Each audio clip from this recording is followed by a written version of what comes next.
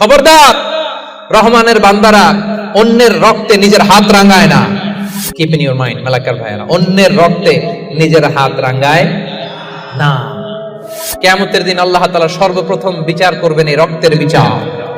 যতগুলো রক্তের বিচার দুনিয়াতে হয় না, সেদিন লক্ষ কোটি মানুষের সামনে সেই রক্তের বিচার করবে কে?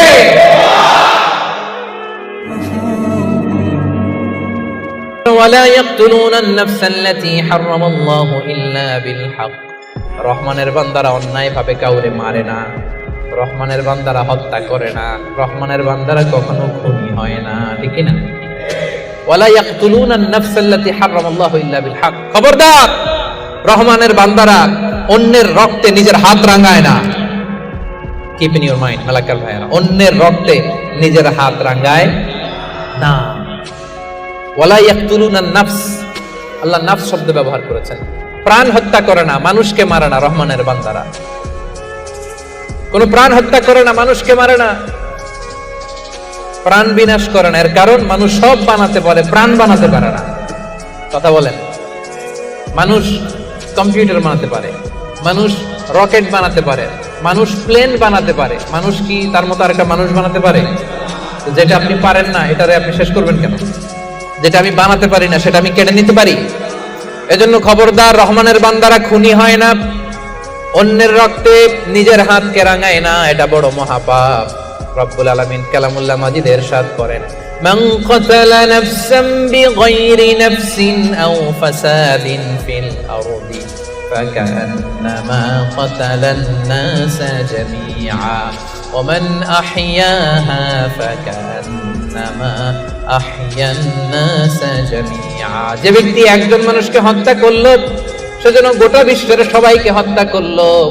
আর যে ব্যক্তি একজন মানুষের প্রাণ বাঁচিয়ে দিল, সেজন্য গোটা বিশ্বের সব মানুষের প্রাণ বাঁচালো। পড়েন সুবহানাল্লাহ। কি সুন্দর ইসলাম! দেখেন, আমাদের জান, আমাদের সত্তা, আমাদের নিরাপত্তার কথা ইসলাম কতটা ভেবেছে। এটা মহাপাপ।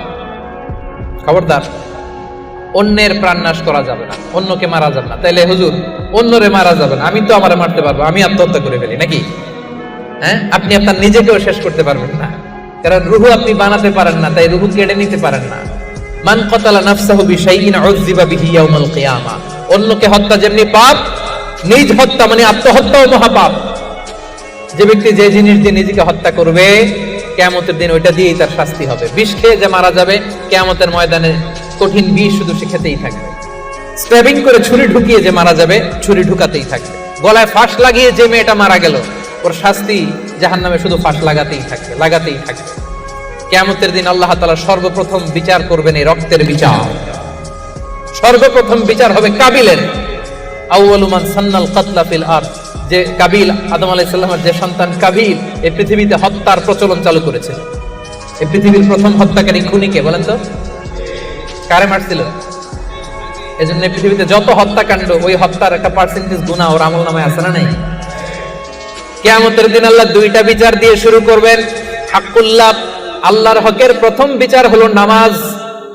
আর হাক্কুল ইবাদ, বান্দার হকের প্রথম বিচার হলো রক্তের বিচার। রক্তের বিচার, যতগুলো রক্তের বিচার দুনিয়াতে হয় না, আল্লাহ সেদিন করবেন। এই পৃথিবীতে গুম আছে না নাই? বাংলাদেশের নিউজে শোনেন না, গুম করে ফেলছে, খুন করে ফেলছে, বস্তাবন্দি করে ফেলে দিয়ে আসছে। আহা, দুনিয়ার কেউ দেখে নাই, কোনো প্রমাণও নাই। সেদিন লক্ষ কোটি মানুষের সামনে সেই রক্তের বিচার করবে কে?